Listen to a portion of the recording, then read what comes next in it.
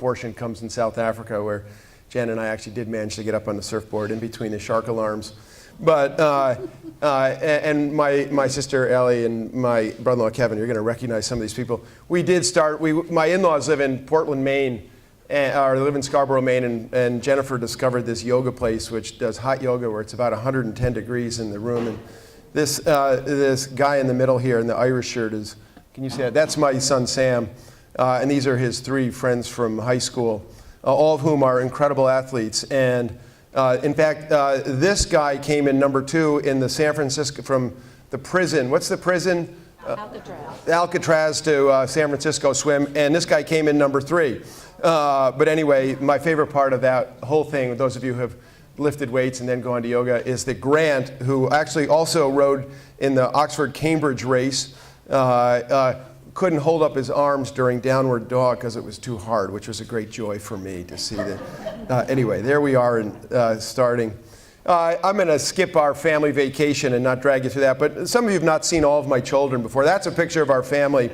My kids go to a camp called Camp Pemigewasset, and Ben actually was the chief of staff, and Phineas was in the play. These 2 guys were in the play, and this was the night after one of the G&S shows, and we took a Christmas card picture, which we never sent out. We have several of those, but when Christmas comes, it's way too hard to get a Christmas card out, so there's our Christmas card, Merry Christmas. And we have an annual meal at Lou's Diner every year, so we all go try to eat ourselves to death. And I don't know if you've ever been to Lou's in Hanover, New Hampshire, but it has the world's greatest brunch and breakfast. And that's those you don't know, that's Gus and that's Sam and that's Phineas, and the other 2 were lost in action somewhere. I don't know where they were, but coming home, Jennifer sitting between her boys in the back seat here. And then to get, usually we tried to do everything differently than we normally do. And we usually go to Maine where my in-laws are. This time we went to Skytop where Laura and Dave Watt have a house in the Poconos. And you know, I used to live in Manhattan. We all made all those jokes about the Poconos. We lived in Manhattan. Well, I'll tell you, the Poconos are crazy beautiful. Who would have thunk it, right? If you had been making those jokes in bars in New York. And one of our first nights there, we took up gambling. And Jennifer hit it big. She won bingo twice. It was, you know, I don't have the gambling bug, but man, nothing like making an extra 100, 200 bucks. So that was really funny. I told you the pictures are from the sublime to the ridiculous. Jennifer on the golf course where she was good and the rest of us were horrible. Dave Watt said to me, you know, we could actually become friends because you're terrible at golf too. It was fun. This is the view outside the Watts house, and I was monkeying around, and I didn't get the deer exactly right, but that's what it looks like if you sit on their back porch or their front porch or their side porch. Is that not beautiful? And we found an incredible waterfall. I'm going to get to other stuff here too, but that was great. And a mountain lake in the middle of nowhere. I'm a fisherman, and this is a mountain. This is an incredible place. We went on a mountain bike ride about 5 miles into the woods, and there's a lake, and there's nobody there, and nobody around, and no helicopters and no cars or anything. We had packed up some fishing rods, and I'm the fisherman, and Jennifer did all the catching, which is all part of the humility trip that I was on. This always happens to me. I'm the one who says I'm a lifelong fisherman and never catch anything. But I did love driving the Watts golf cart, and that's the Watts dog, Daisy, Georgia, excuse me. Georgia. So Georgia and I became tight because Georgia likes the golf cart. Now, we went to Wilmington, Delaware, or we went actually to Wrightsville Beach. I don't know if anyone had been to like Wrightsville Beach before. Oh, wow, I can't believe it, wow. So I'm a northerner, and our priest friend, those of you who read the thing I wrote, that's where his wife works at the yoga studio, and this is the view off of his porch, in Wrightsville Beach. I can see why northerners move south when they start having views like that. Anyway, I was really taken by this world. And if you read the little piece that I wrote, I talked about how we went from, this is where I did that moment I talked about my confession, was overlooking that. And then we went to see our college roommates. This is my college roommate, Tom Kelly, and this is Alex Lightfoot, Jennifer's roommate, and they also got married. And we, soon after arrival, it was dinner time, and Tom said, well, here's a beer, and literally sat down on the stool, and he said, you're going to Cape Town. And what I said was true. I took that picture and sent it to this priest in Cape Town and said, we know these people, and I'm on sabbatical, and we're coming. And that was the introduction of it all, and that's kind of where it started. Wow! And then we went to off we went to the Prill's apartment. Oh man! And Dave, is Janet here? She's over there. But this was our first night. I didn't understand, why do they do this on the Eiffel Tower? Why do they do this? Because it's pretty.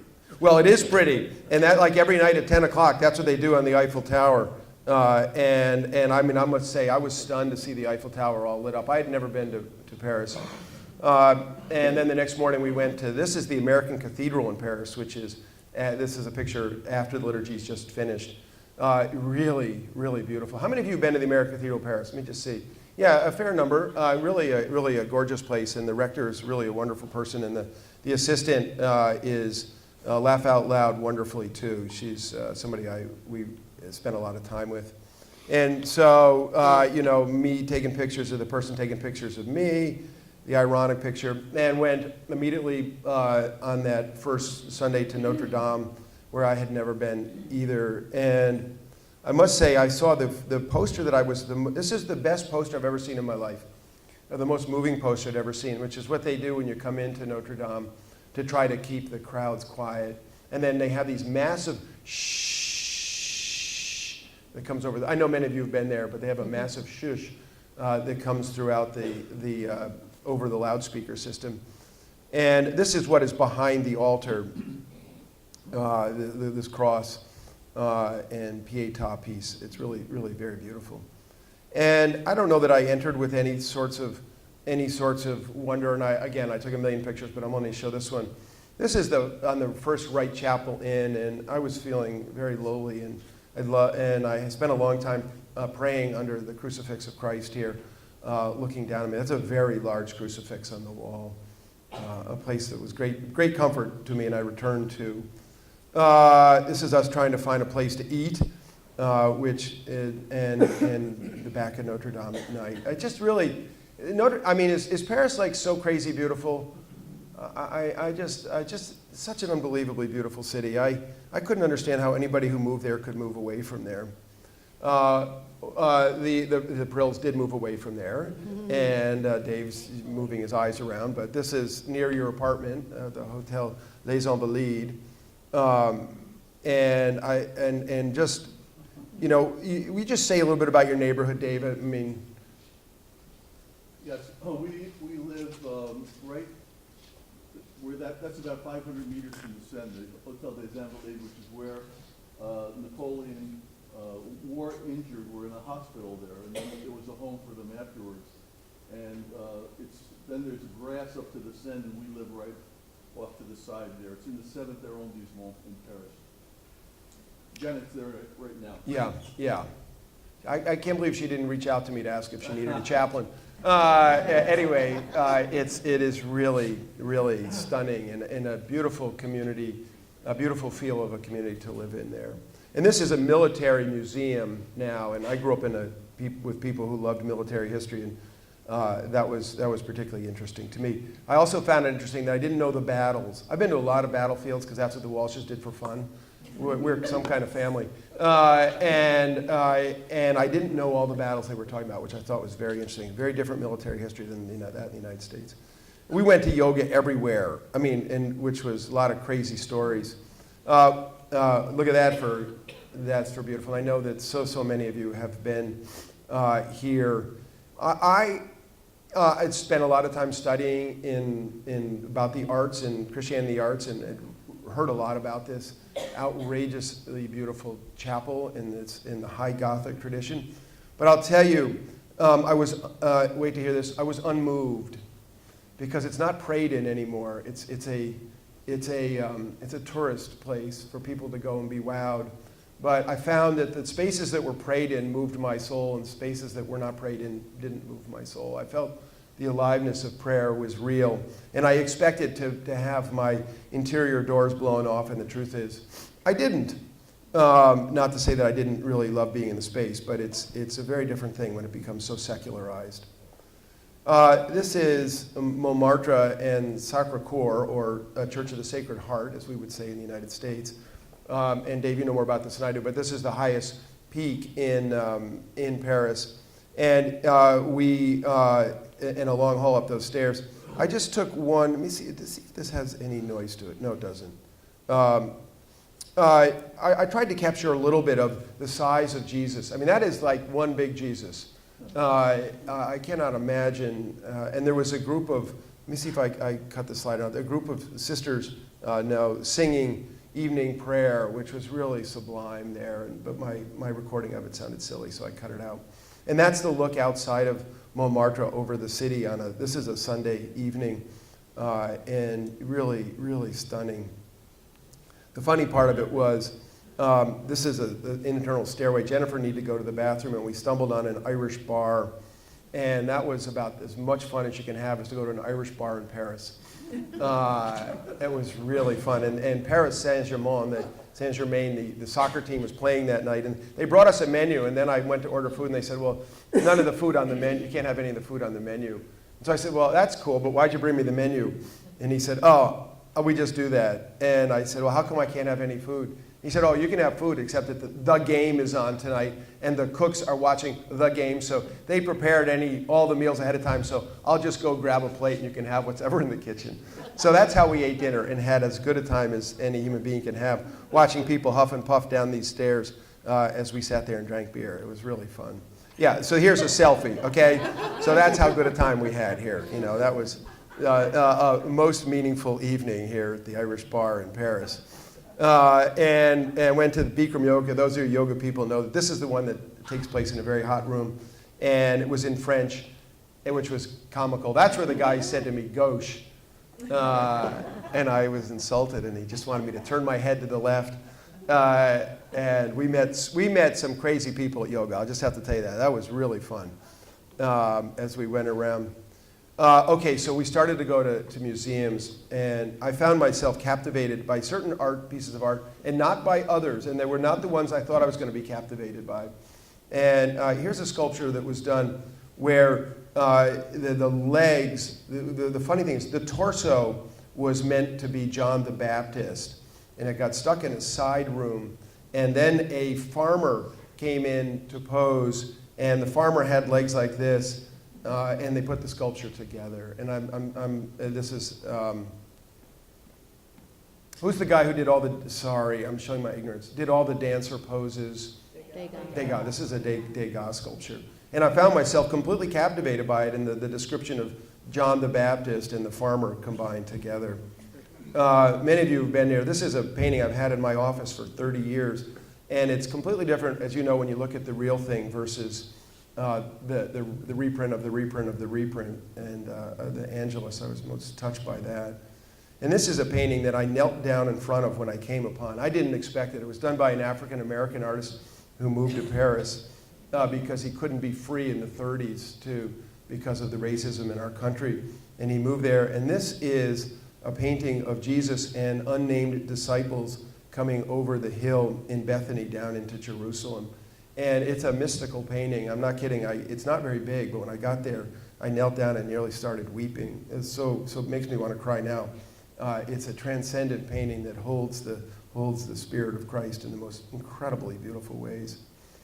This is another thing I had never seen before, that's the head of John the Baptist on a platter, which is another, I'd never seen that done in art before. And again, that's in a case of 1,000 other pieces. And every once in a while, something would pop out. And I remember years ago, I went to the Metropolitan. I used to take Sam and Ben when they were little boys, and we lived in Kent, to the Metropolitan. And one day, Sam saying, we were looking at this triptych, this Danish triptych, and he said, why is all this church stuff in a museum? It should be in a church.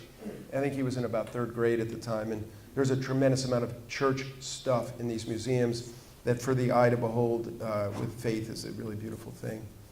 Okay, Dave, there's that look out your, I know he knows this. So this is out the Prill's apartment, out the kitchen window. And I just took it because I loved looking out. I loved your apartment, and I loved looking out the window And they live in a building where if you look out the window enough, you know what everybody's doing in their apartments. Because all the windows look in on each other, which sounds silly, but you do get a sense of community in the building, which was really fun for us.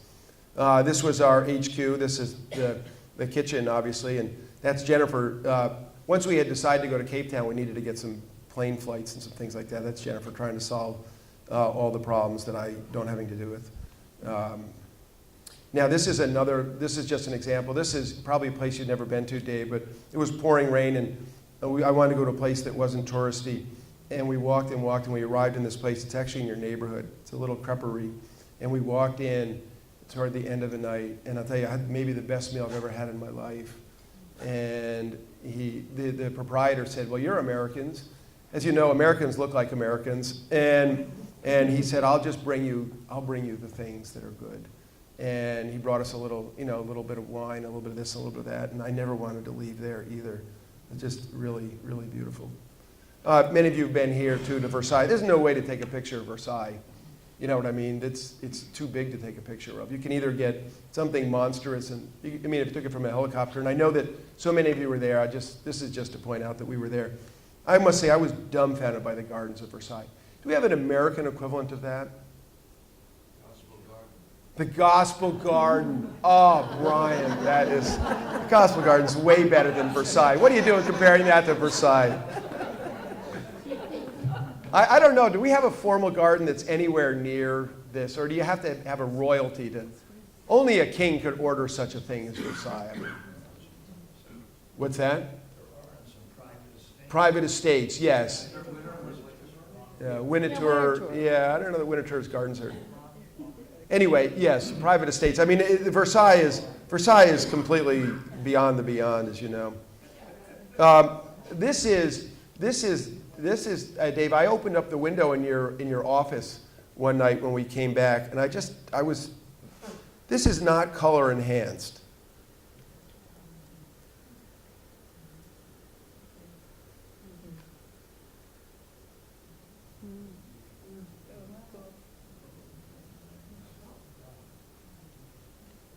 So I was mesmerized by this, and I took about 12 of these videos, and just watching life, that was outside your window in your office there.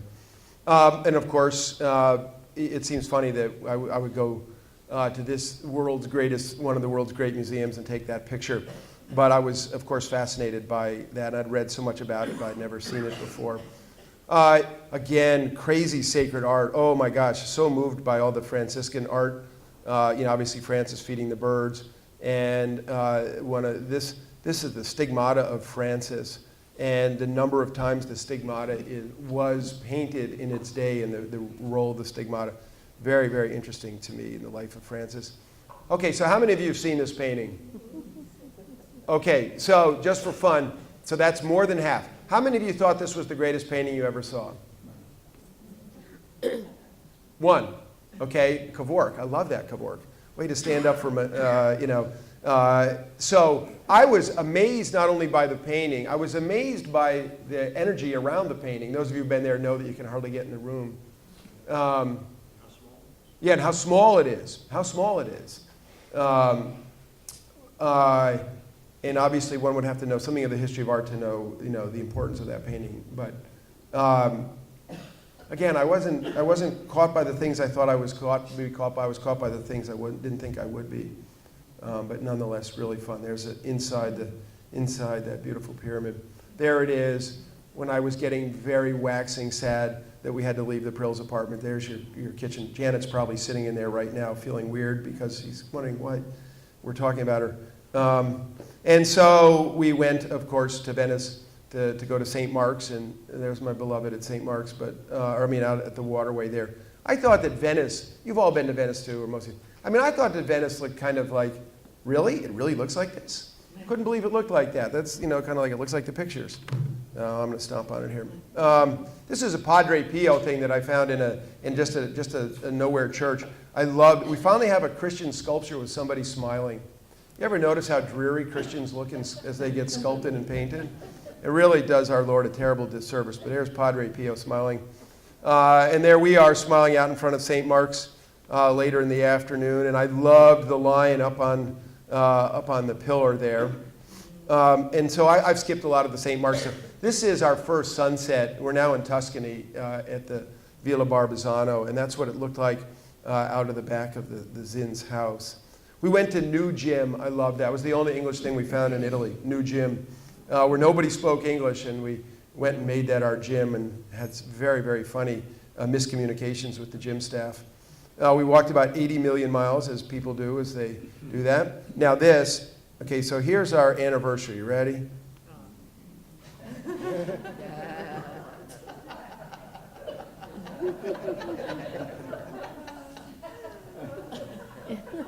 There it is. Okay, there it is. Jennifer said, I wonder what this would look like if we put it on fast forward, or whatever that is. Time, whatever that is. So that's us having a glass of wine and celebrating ourselves. This is the view off where I would sit and write. When I started to write my book, I started to write it overlooking this valley. I'm sitting in a chair, and there's a road right down below here that cuts in, and all this land, oh my gosh, it's just crazy beautiful. And it's filled with pheasants. So here we are in Florence. This is the American church in Florence. How many of you have been to this church? Okay, some fewers, but some's. And we went on a Sunday morning, and the rector gave a stirring sermon. Oh man, I loved it. He was awesome. And then I also got a kick out of this. I tried to, I should have gotten this. I keep saying I'm trying to learn Italian because I want to become Italian. Here's the Book of Common Prayer in Italian. And then, here we are in Florence. I'm just going to stick as a few greatest hits. This I love too. This bishop fell asleep during a sermon and died. And then they buried him in the cathedral up on the wall, and they put the picture of him dead asleep. And I thought, now that is the way to go.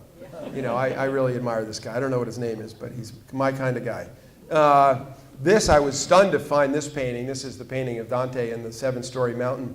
And I've been staring at that for years and years and years, and it's on the wall of this church. And the story of Dante Alighieri and his writing of the Inferno and his getting kicked out of Florence, it's a fascinating drama, but that's the most famous painting. David, impossible not to be captured by David and what it is that makes David so incredible, the painting of David. Back to Villa Barbizano. This is Jennifer and her perch reading, and that's what it looks like on the side. Is that so beautiful you can't stand it? Or I couldn't stand it. You might be able to stand it. And again, this is our tea, and where I sat and wrote and spent hours there staring over the valley. Oh, so this is so cheesy, it's unbelievable. But I decided to show you a piece of Peter cheese. You ready?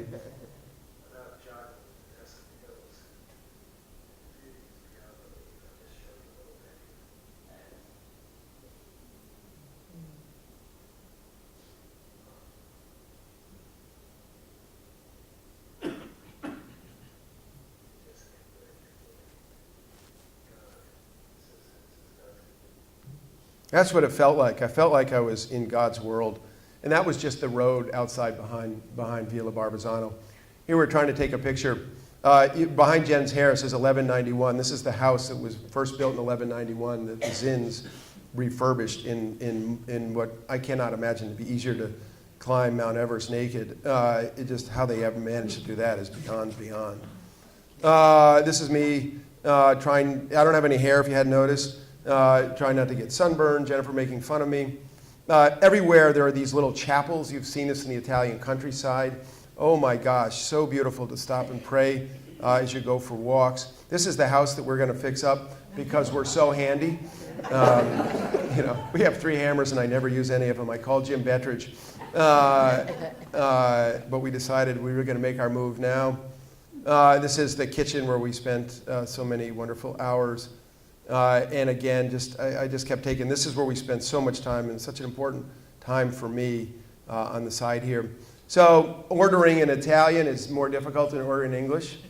I would go to these restaurants. I had no one spoke English, and the menu was in Italian. So one day I thought I was ordering a pesto pasta kind of thing, and I pointed at it, and that's what I got. That's what came back.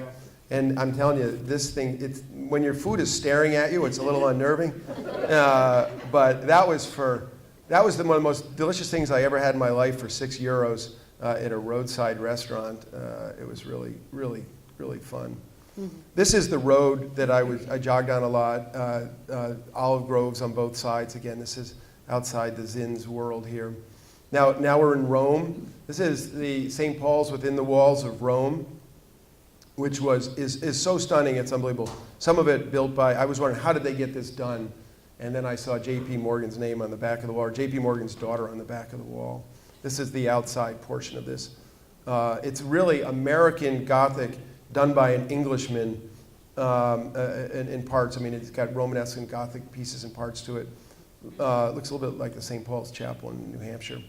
Okay, so now we start to go to churches that are so, one after another, so grand that they almost are too grand. That sounds like a terrible thing to say, but they're almost hard to get a sense of. These are the parts of what they say was the crib of Christ, the manger, and they're venerated as parts of the manger. And in a sunk down chapel here, they're down here, and the altar's up here. I mean, the whole thing is in full Baroque glory. And I didn't spend a lot of pictures here on the ruins, but as you know, so much of Rome is antiquity and stunningly so. This is the prison of where Peter and Paul both spent time, and down in the hole there. I found that stuff more moving than the big churches. Every time I went to a prison where one of the faithful had been imprisoned, I was moved. I was moved in the smaller spaces rather than the bigger spaces. And then we went to the Anglican Center, which is at the back end of a royal palace. It was formerly a royal palace. This is what you needed to get in order to get into where we were trying to head to see with Pope Francis. This was the invitation and the ticket. You couldn't get in. The Secret Service around Pope Francis, those of you who heard my Christmas sermon know that was quite intense. Now down here, this is sort of almost below the Anglican Center. This is the excavation of the apartment where they believe that Paul spent 2 years, the last 2 years of his life in house arrest before he was executed. This is Archbishop David Moxham, former active Archbishop of Australia, giving a tour, but he's the head of the Anglican Center in Rome. And that guy should be on television because he's got a radio voice and he's handsome and he's got a great passion for talking about Paul. It was incredibly moving. I mean, I felt more drawn to Paul than I'd ever felt in my whole life. Paul's end of the life stuff. I was really, really moved. And I've never been on the footsteps of Paul, but man, Paul came very much alive for me. This is, Elle and I took this picture for you, your favorite building. It's impossible to photograph, so I took a picture of the sky. I mean, that's a crazy building, isn't it? This is our anniversary at the Coliseum. It's not to say we've spent our marriage fighting. That's a little joke. No. Anyway, it was interesting to go to the Coliseum. And this is October 4th. And then we went to St. Paul's outside the walls. How many of you have been to this place? Have you been to, hardly anybody. This place is so big and glorious. If it was in the United States, it would be considered a national cathedral, and nobody goes to this place. I wonder, is this a movement? Yeah, okay, I'm trying to, these up here, these are pictures of every pope. See where my cursor is? Every pope, including Pope Francis, is up there. He's already got his mugshot up there. And it's glory beyond belief. This is where they believe that Paul was killed, was out here, and they built, a cathedral, just a basilica. Basilica is a church where the Pope visits. Look at this. And I've never heard anybody really much talk about it, but anytime they have I'm going to get seasick here. Every time they have an ecumenical event, in Rome, they have it here because of Paul's bringing the life of the gospel to the Gentiles. Anyway, it's a stunning place. And I thought of David Kramer when I was there in Dick DePatie because they were fixing light bulbs in the other part, and the lift to get up to the light bulbs was incredible.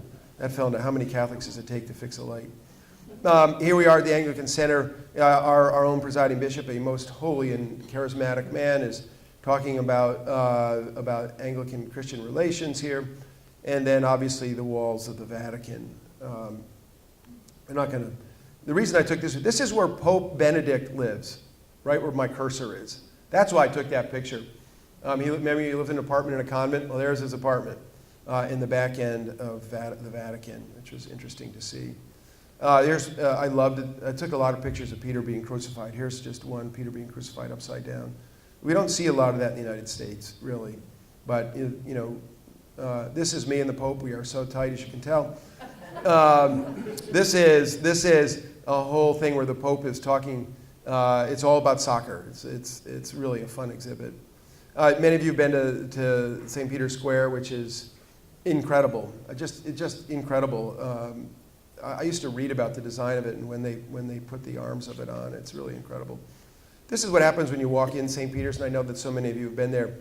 It is magnanimous in its monumentality. It's big. I didn't even know this Pietà was here, and that's very stunning. It's actually almost too beautiful. It's too beautiful to actually grasp if you can't get really close to it. It's too beautiful. You could spend a long time in prayer in front of that, but it's a zoo of people. That's just to try to give some sense of the scale and scope of this unbelievable place. That's St. Peter. Since my name is Peter, I couldn't help take a picture of Peter, where you see the pilgrims coming and touching Peter's foot, which is a common thing here. The dome, an eye camera can't take a picture of that dome. It's too big. And then life outside. The papal apartment is over here, over on this side, and the Pope lives over here in in the hotel, which I also found very moving. Okay, so again, some of you have heard my Christmas sermon, but here's the place where we saw the Pope, and this is what it looked like when I walked into the building. And here's Michael, our presiding bishop, and here some of the Anglican mucky-mucks, as they're getting ready for the service. We were seated at the top of the left-hand aisle. And the energy, this is more than an hour before the service is to begin. And even the likes of the presiding bishop doing what I was doing, taking pictures. Now, I'm sorry that my camera didn't do a better job focusing, but here obviously is the Pope with the papal crozier, and the Archbishop as they came in. Again, I have 1,000 pictures. I'm just going to keep us moving here. We have the Pope preaching in Italian. Since he didn't say prego or grazie, I didn't understand a word of it. And then they're coming down together, and see if there's Michael again. See if I took a picture of if any of these is. Okay, so I cut some stuff out. Here they are praying on the way out, but you can tell at this point they're really close to us, and it was very exciting to see them greet everybody and to see their facial expressions. This is the most stunning icon. Here we have Jesus, obviously, and then this is Gregory the Great, and this is Augustine of Canterbury. And it was out of here that Augustine was sent to the British Isles to convert the Angles and the Saxons. Now, this is what it looks like when you're anywhere near the Pope. I tell you, it is a paparazzi parade of excitement. I mean, just really excitement. Here's the Pope and everybody lining up to see the Pope, and he is a very charismatic man. The energy is pretty incredible. Now here, it's a lot less so for the Archbishop. In fact, Jennifer and I were standing, we actually by that time were on the rail, and it was funny because Justin shook our hands. I should send this picture to them in Canterbury because it's such a nice picture. He's being interviewed by papal television, and he was talking about how much fun it was for him to be with the Pope.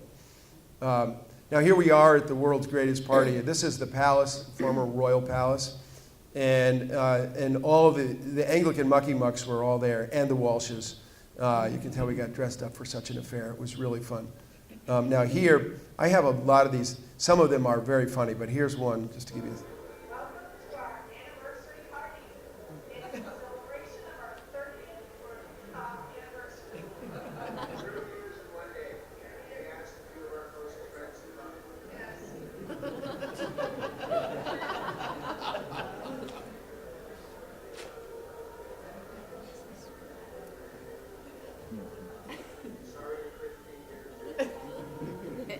This was for our kids. That was for our kids, but let me say the inside looked like that. And and it was like nothing I'd ever been a part of before, just really fun. And we jumped the rails and went in and had with the bishops, because I wanted to talk to the Bishop of South Africa, which was also funny. Reminded me of being in high school, not doing what you're told. This is praying out of my window, which is what I prayed in the mornings. Oh, I guess it's not this one. Oops, there I am in yoga. There I am trying to become Italian. Okay, now, let's see if we can hear this.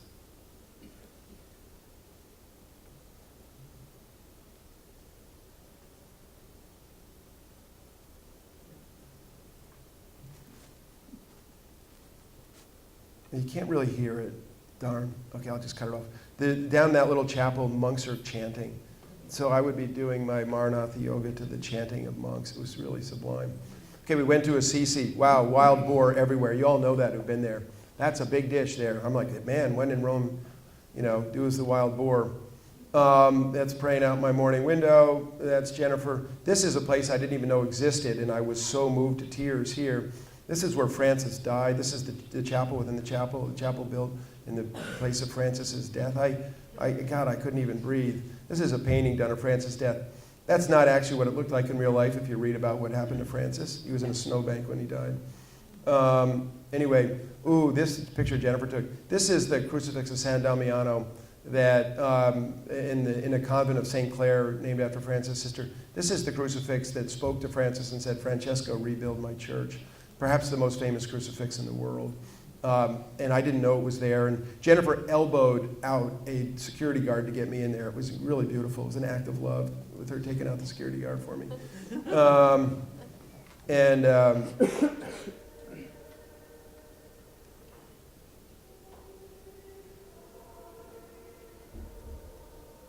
This is just to say that all over the place we stumbled on pilgrims singing, and my not singing was very beautiful. But just so gorgeous. This is in the back end of the convent or the front end of the convent where that crucifix was, but just all over the place. This is a church built over Francis's home. Remember the story where Francis's dad imprisons him because he won't pay back the money? And that's the closet he was in. It's teeny. It's teeny. The Geneva Convention would have something to say about that. They have you couldn't stand up in it, let's just put it that way, a small statue there. Assisi, many of you have been there. I mean, is it so crazy beautiful? My camera, again, couldn't take pictures beautiful enough for it. Jennifer out in front of the Basilica of St. Francis. But this also cut me to the core. That's Francis's robe sewn together by these pieces of peasant brown cloth and his hat. Oh my gosh, I was just cut to the core. And then, not missing the irony, of course, I went out and bought fancy Italian clothes, okay? But I was so cut to the core. Those are Francis's shoes. And then, it wasn't the basilica that moved me, but the grotto of Francis. This is where Francis would always go away to pray. Was when he would drive his friends to say, he would scream, and then when they couldn't hear him scream, he'd say, defend it so nobody came in here. And this is an inside of the grotto cave with the most beautiful icon I've ever seen in my life. Let's see if I can get a picture of that. That's what it looks like out of the grotto window. That's the only icon besides the crucifix in there. And it's so stunning, it makes me want to weep standing looking at it. So I got to keep moving here. Okay, that is the cool dude with his hat that I wear everywhere. I got it for €10 on the street in Florence while Jennifer was stuck in the Genius Bar. And she always told me to slow down, too. I can't believe that. Now, that is me in my driveway when I came home with my cool Italian clothes, going to my sister and brother-in-law's house, Emily, Kevin's house, trying to show off that I was becoming an Italian man because, Tom, Italians are the coolest. Amen. Amen, brother. Okay, so I'm sorry. That was my whirlwind tour here. And anybody have a comment or a thought about their trips, their travels in Italy or anything? Anybody?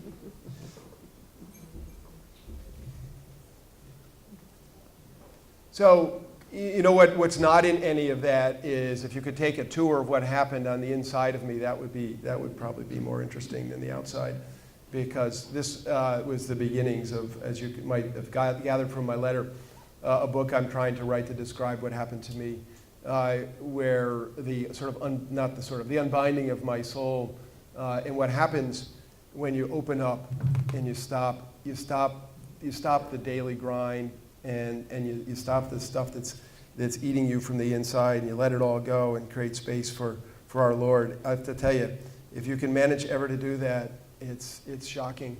And I was constantly shocked that Jesus was present to me, but in the kookiest ways. I said it's kind of like popping out from behind a bush.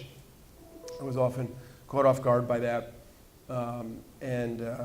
But so this is kind of round one. Round two involves Cape Town, South Africa. How many of you have been to Cape Town? How many have been to South Africa? Oh, wow, so many of you. That's so fantastic. And as I said in my letter, I knew nothing about Cape Town, zero. And people had said things to me, but it didn't mean anything. And so for me, again, that was all new. And so I'll do that next week. I'm touched that you all came. Thank you so much. God bless you. Thank you. Take care. See you.